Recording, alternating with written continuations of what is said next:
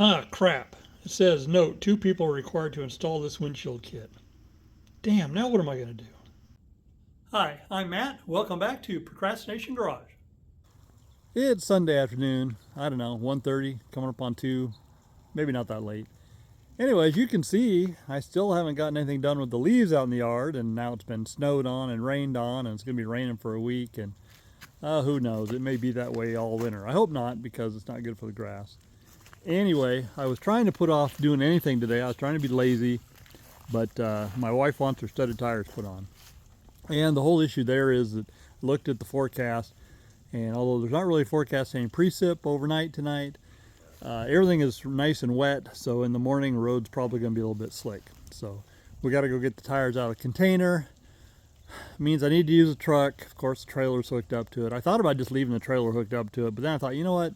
I'm thinking I might take the truck up into the mountains later this week to check how much snow is up there, and I won't want the trailer on for that either. So let's go ahead and dump the trailer and go pick up the tires.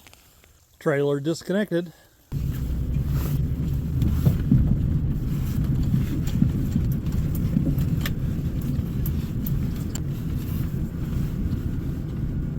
Tires loaded up. All right, the question is, can I get back up out of here? I'm not sure if you're aware, but there's a little bit of an incline here, and this gets really slick. Okay, well, what I should say, can I get out of here in two-wheel drive? And already I'm struggling. Nope. All right, four-wheel drive it is.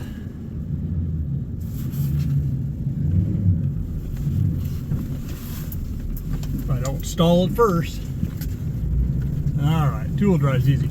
I've actually had it to where I can't get one of my snowmobile trailers up through here, even in four-wheel drive. This grass just gets really slick and you just spin down to mud. So in fact, one of my trailers that I'm going to be using is down there. Luckily I don't need it right now, and hopefully the ground will freeze up and then I'll have no problem getting in and out. The whole idea of having a big shop like this is so I have a place to work on vehicles out of the weather and storage. But of course right now the UTV is disassembled in the bay that I want to use, and I'm not ready to put it back together yet, and the fact that I need to get the tires changed.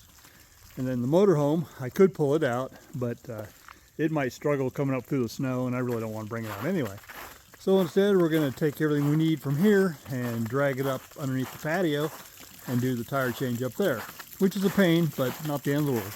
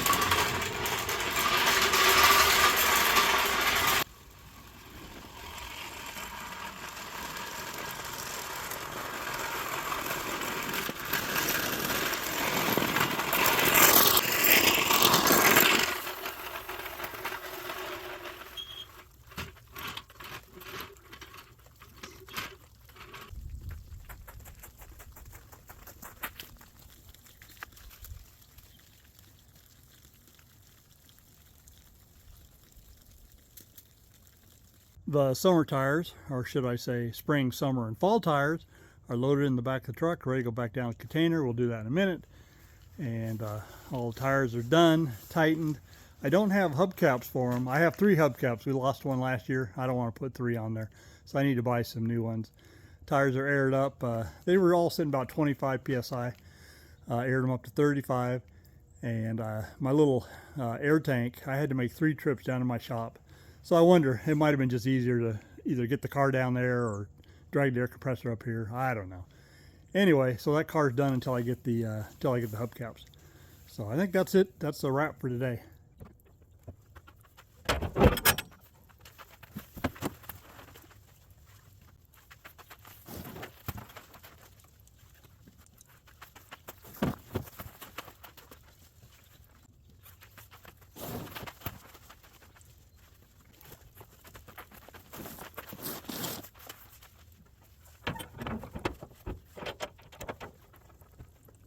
I'm glad to see you're still here. Do me a favor, hit the like button, and if you haven't already, please subscribe. And don't forget to tell all your friends.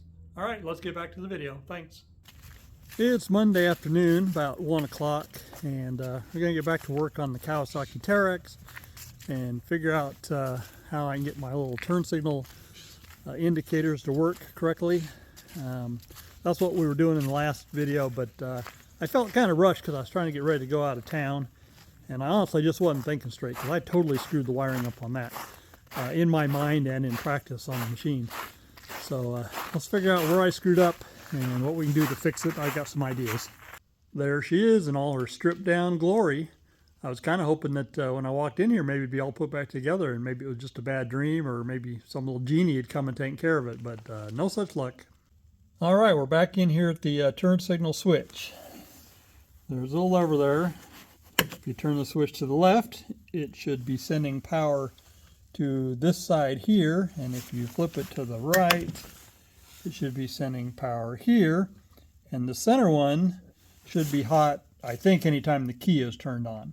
So I'm going to go ahead and test that with my multimeter. I'm not going to set up a tripod, so you guys just have to believe me. All right, I said I wasn't going to video this, but I have to. You guys have to see what's going on here.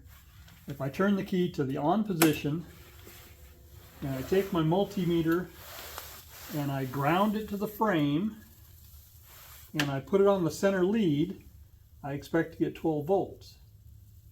I do not expect to see that light flash. Why is that light flashing? I have no idea. And my voltage is bouncing around. It never hits 12 volts. It's bouncing between 11 and 9. So what is going on? Why is that doing that? So somewhere in this circuit is some little magic box that's doing something that I'm not aware of. It is not as easy just bringing power in and switching it to the left or right. I don't get it. Now if I push it to the left or the right, I don't know what I'm going to see there.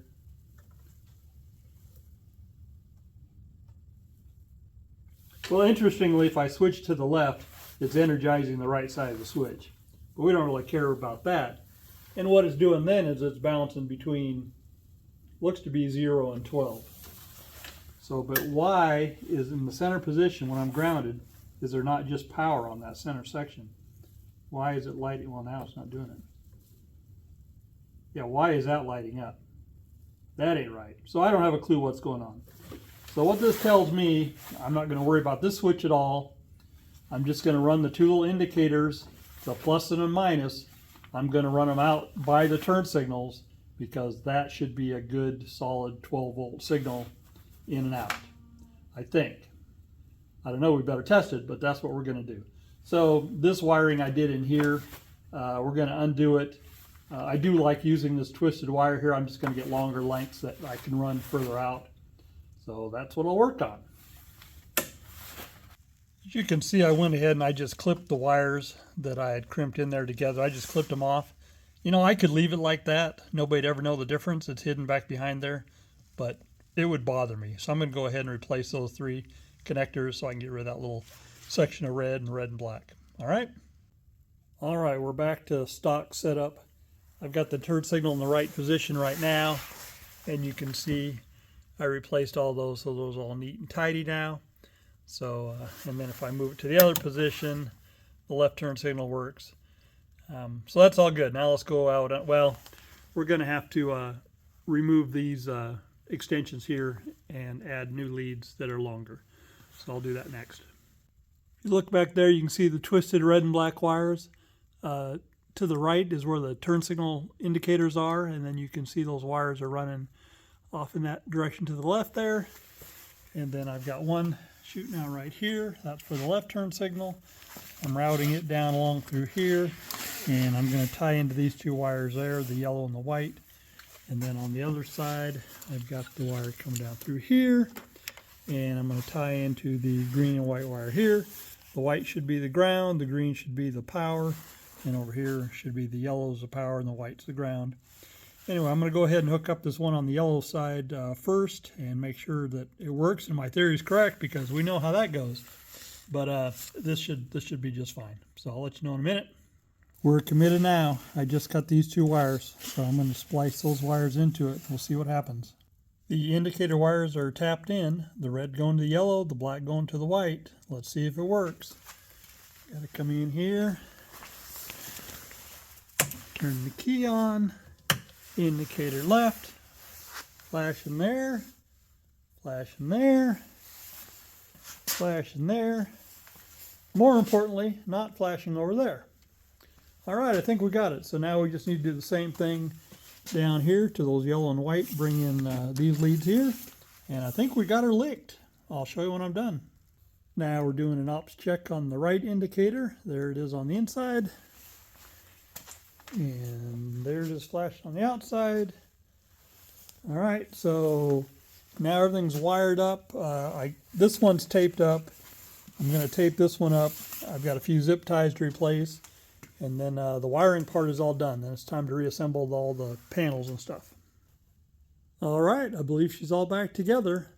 Looks good. And let me tell you, I'm way more efficient than Kawasaki is. Because see these clips? I've got 3 left over. So obviously it needed 3 less. And that's not totally true. One of those was left over from somewhere underneath the UTV from another project, which I never figured out where that one went. And I don't know where those 2 go. I know this fender here, this corner, had clips in it that I was digging and fighting, and I could very well have missed them putting it back together. But in fact, there may be one right up in there, right in this spot up here. I don't know, I'll go look again. I didn't see anything obvious. As time goes along, if I figure them out, well, I've got them, so it won't be a big deal. So we're not putting the windshield back on, and that's because, yes, I got a full glass windshield for it. It arrived a couple days ago. Hopefully we'll get it put in, maybe even in this video. What we are going to work on now, though, is cleaning up tools and the toolbox and some stuff like that. Need to sweep the floor a little bit, and then we'll call this completely done. So as I'm cleaning up, I came across these 2 sockets I recently bought. Have you ever just admitted defeat and just given up? And that's finally what I had to do. I had to go down and buy 2 replacement Craftsman sockets, a 1/4-inch drive 11 millimeter long socket, and a 12 millimeter with a 3/8 drive short. You know, they've been missing for a couple of years, and I kept thinking they would turn up, and they just never did. So I finally just went out and bought replacements. Well, floor's kind of cleaned up. My mess here kind of sort of cleaned up. Inside the UTV, pretty well cleaned up. So that's good enough for now. I know we still have a mess over there. We still got projects we're working on over here. I got to thinking though, probably ought to put the motorhome on the battery chargers on the tenders. I think what I'm going to do is I'm going to start at that end of the shop and work my way this way, starting with the batteries in the motorhome, and then I'll do the tractor and a couple ATVs, just to make sure everything's topped off. On the tenders, that one's red. That one's flashing green. Well, that's not really good. The one that's flashing green, that means it's almost charged, and that's the battery that starts the motorhome. That one being red, why is that one red? That's the coach battery. Does that mean something's drawing power from in there? I don't know. Last time I checked, I still had lights in there and everything. We'll check it tomorrow, and hopefully it comes back, because I just replaced that battery. It was in a video here a while back. So hopefully we haven't toasted another battery. I don't know what could be drawing on it either. I just unhooked the battery just to check, see if I still had lights in here. Lights seem to be okay. So I don't know. There must be some minute draw on it, but it can't be too big a deal, so I don't think the battery's been hurt. So we'll get it charged back up. Plug back in. Let's head to the house. It's kind of cold out here. It's probably right around freezing inside the shop. Wish I had heat in here. Maybe that'll be a procrastination garage project one day. Good morning. It's about 10:30 a.m. on Tuesday, and today's project is to install the new windshield for the Terex. Here's a look at the wood rack. I've used not quite a quarter of the amount of wood that I had stocked in it. I'm not using it every day. We were out of town for a little more than a week. I'm trying to offset the cost of running the furnace, but the other side of that is it's a whole lot easier just to flip on the furnace than it is to keep stocking this with wood. So if I'm going to be in and out, or if we're not around or whatever, then I'm just going to use the furnace and not do this. I do have a fire in the wood stove this morning. Anyway, the new windshield is right there. Brand is Copland. When I looked online and was trying to find options for a glass windshield, there were about 3 options. This was one. There was another one, I don't remember the name of it, and there was some cheap no-name thing on Amazon, and it had no reviews on it whatsoever. So what tipped me to the Copland was a local place here in town, Fueled ATV UTV. They had a Black Friday sale, and there was already no shipping, and it was knocked off about $100. So this came in under $600, where normally it's like $650 or more. Some places were $650 plus shipping on top of that. So the problem with all these windshields is they're not really stylish, and God, I had to think about that for a while. But at the end of the day, we're more about form and function than we are about style. So we'll go ahead and install it and hope it doesn't look too bad. All right, a brief intermission from the other project. We need to put Mini Tow Beast into duty and go pick up that trailer we dropped off at the rental a few videos back. I know I need air for the tire. I've got a tarp just in case I need to tarp it. I'm not planning on it. Got some straps, and then I got the lights to put on the trailer. So I think we're ready to go, other than me putting on a jacket and grabbing a pair of gloves. So let's get going. On our way over to the rental to pick up the trailer. So if you're wondering what's going on with Real Tow Beast, my white F350, your guess is as good as mine. I stopped in the dealer just about 2 weeks ago and asked them, they had called and told me the truck was done, but due to some warranty paperwork or something, they couldn't release it just yet. So that's been like 3 weeks ago, maybe 4 weeks ago that they first told me that. So why can't I have my truck back? I don't know. I thought by now it would be ready. I guess by the end of the week I'm going to have to go down there and talk to them. And I don't know, I'm getting a little frustrated. I may have to jump up and down on somebody's desk. I've tried to be cool and patient and everything, but it's a little ridiculous that it's taking this long, especially considering that the truck is supposedly ready. And it'd be nice to get it back and let me verify that it's fixed, because last time I got it back they told me it was fixed. It wasn't. Took it back, they said they fixed it, which they didn't do anything to it, and it still wasn't right. It took them like 3 tries before they acknowledged there was a problem and actually found it. So what the hell? Anyway, that's where we're at with that. So let's go pick up this load and get it dumped and get the trailer back, and then we'll get that windshield put on, I hope. All right, trailer is all hooked up and lights work and everything's ready to go. Do have one issue though. Now that I've aired it up, moved it, I can't really tell where, but I think it's right along there. The tire is cracked. Yeah, I think it's right there. Cracked all the way through. I'll be lucky to get it home. I'm going to put the spare on before bringing it back today. Almost home. It's nice that the rental is only a couple miles away as the crow flies, because I would not want to drag that trailer very far at speed with that tire the way it is. I was actually concerned that it was going to come apart before I even got home. And granted, I guess it still could before I get home, because I'm not quite there. But I think we're okay. And after we dump it, we'll go ahead and swap the spare on there.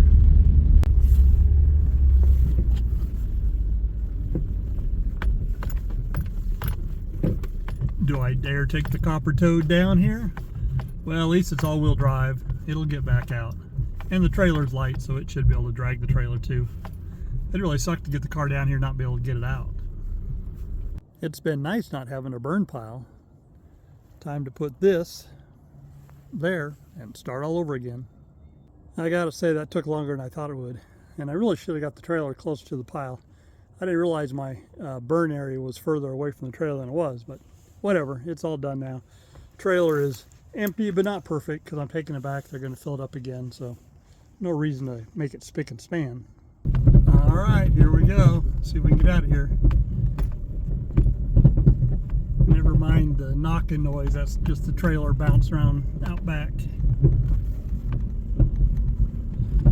This thing is in all-wheel drive. It's got an electronic clutch, so it may slip a bit before it figures out it needs to lock it in. Yeah, we made it further than the pickup did. In two-wheel drive, anyway. Oh yeah, piece of cake. We got this.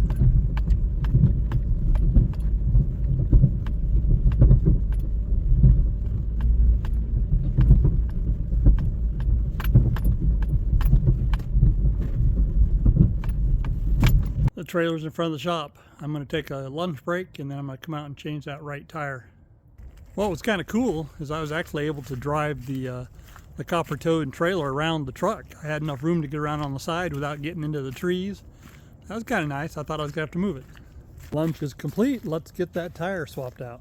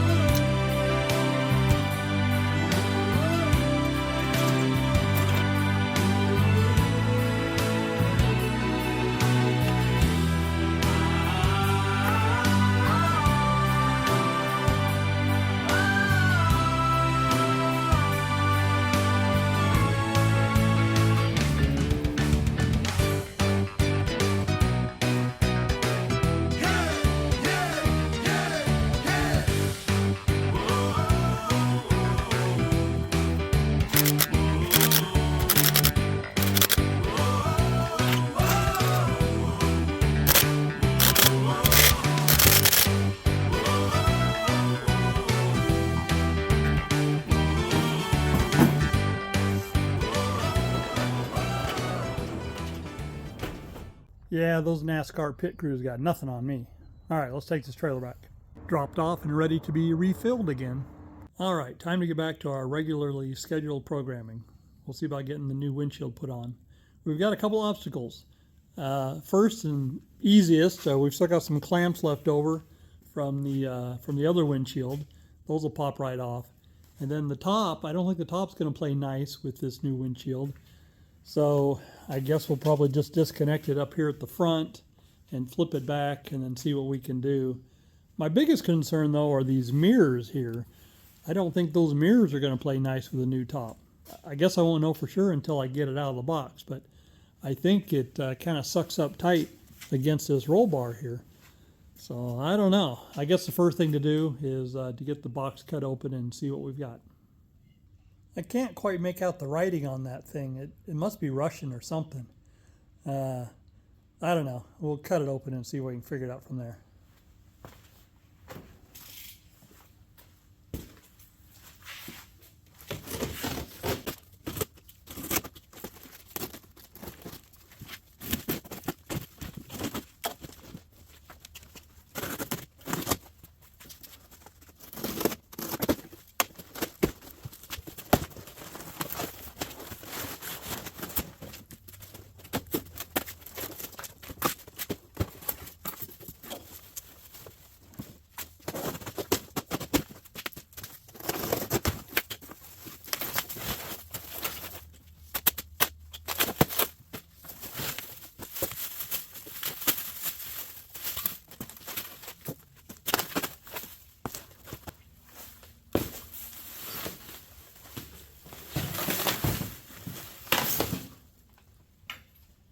There it is in all its glory. I was worried it was going to be too heavy to do with one person, but I think it'll be all right. You notice right there in the center, it's got a spot for a windshield wiper. That'll be something we'll add in the future. So in the little parts box, we got instructions. I am going to read them. And we got some weather stripping. I think that piece goes along the bottom. This goes across the top and the sides, I think. And then it looks like just 4 clips that hold the window to the frame. And then some hardware there. So let's see what we can do. Ah, crap. It says, note, 2 people are required to install this windshield kit. Damn, now what am I going to do? The instructions say to install this foam tape across the top and down the sides. I'm skipping that for now. Next step is to put the trim piece across the bottom, a little rubber seal. I did do that. It just presses on, and then I had to cut it to length. And then over at the UTV, I did pull the clamps off. The roof is pulled back. I'm going to leave the mirrors in place for now and see if I can put it on. And that's one of the reasons I didn't put the foam strips on the sides, because I'm thinking they're going to interfere with that. I guess I should clean off the hood area where it's going to meet up, just because I should. So I'll get that done, and then I'll set the glass in place and we'll see what it looks like. All right, there it is sitting in place. Looks kind of utility. I guess this is kind of a utility machine. I would prefer a little sportier look, but you know what? I would prefer a glass windshield over a plastic one, is what it comes down to. It is so dusty in our area that plastic's just going to get scratched up, so that's the reason I went with glass. It looks like the mirrors are going to be okay. I don't know, I may have a little conflict there, but not enough to worry about. And I can put the foam strip everywhere else. In fact, I may just go ahead and put the foam strip to the metal roll bar and not put it to the glass. And then, I don't know, across the top here. Okay, I see what the deal is there. So yeah, we could probably even do it, I don't know. We may do that one to the glass. I think the mirror on this side's in pretty good shape. The one thing is the clips hook right here. It may be I need to lower the mirror down a little bit to clear, and that's okay. We can do that. So let me do something and I'll show you when I'm done. I push the mirrors down until they're right up against this little welded piece right there on both sides, and that gives plenty of clearance for the clamp that comes off the glass. And then I went ahead and installed the little rubber strips, well, little weather stripping across the top and across both sides. And I marked right here on both sides. This is a little bit above the clamp for the mirror there, so there'll be no interference there. So now it's time to put the thing back into place on the Terex and get the clamps figured out and get them tightened down. I've started installing the clamps, but I got to take a quick break. FedEx has just arrived and I got to go talk to the guy.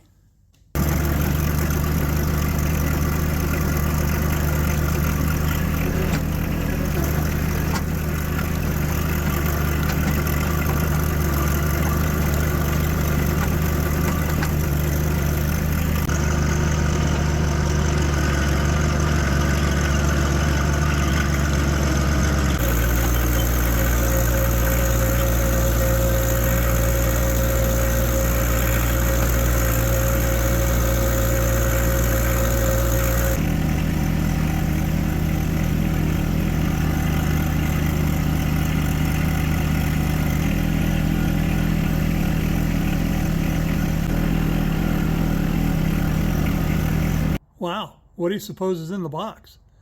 And I can tell you this, it's upcoming Procrastination Garage content. Just have to wait and see. Back with the windshield. Okay, I've got all the little clamps tightened down. You can see there's a clamp there and one down there, two on the other side. I guess we can pull our marking piece of tape off. So up here, I don't know if you can see it. Okay, you can see the piece of the strip right there, weather stripping. They had me put it in this, where, I think in this area here. Anyway, where they wanted me to put it wasn't going to work at all. So I moved it once to where I thought it was a good spot, which was basically just kind of over here, but on that side. And see, it's supposed to come in contact with the roll bar, and it wasn't going to be anywhere near the roll bar. So the third time was the charm. Luckily, it's cold enough outside, it pulled right off without causing any problems. So now it's done. So anyway, windshield's all put in, and looks to me like the top is going to work okay. The center section has a piece of Velcro on the roll bar. That's not going to work. May have to come up with a solution for that, but we can at least get it hooked back up down here, and then I think we're good to go. All right, we're calling this project done. I just got to thinking about it. If I can figure out which side of the Velcro I need and get some good quality stuff that's got a good adhesive to it, there's no reason why I couldn't just run a small piece of duct tape that matches that and would hold it in place. You know, this thing going down the freeway, it doesn't need to hold it. It only needs to hold it when I'm running at 35 miles an hour or less, and that should not be a problem. So I may even have some duct tape. I'll check up at the house. Otherwise, maybe it's time to make a trip to Amazon and see what I can find. So anyway, that's wrapping this one up. I think this video is just about done too. I guess before I lock up the shop, I should come check the battery tenders. You can see that was the one that was red yesterday, and the other one was flashing green. Both of them are green. That means these two batteries are topped off. So let's put one on the tractor and on one of the ATVs. That one flashing green, that's the red ATV. And that one flashing green is a tractor. So both those batteries are in great shape. They'll be charged up in no time. That's a wrap on this week's Procrastination Garage. Hope you guys enjoyed the video. So if you're wondering where I was last week, my wife and I, we went down to Santa Barbara, California to visit her mom. And there was just no Procrastination Garage content during that week. At first I started videoing the trip down there, and then I didn't video anything once I was there, and I thought, you know what, that doesn't make any sense, so I deleted that video. And so here we are. I did do a car show video last week, and I hope you guys enjoyed that, just to let you know that I hadn't forgotten you. Remember, the number one goal of Procrastination Garage is to keep me motivated, to keep me working down here in the shop, out in the yard, or playing up in the mountains. And I hope you guys will tell me down in the comments what you're working on or what you're procrastinating about. And I guess that's it. My name is Matt. This is Procrastination Garage, and we will see you next week. Thanks.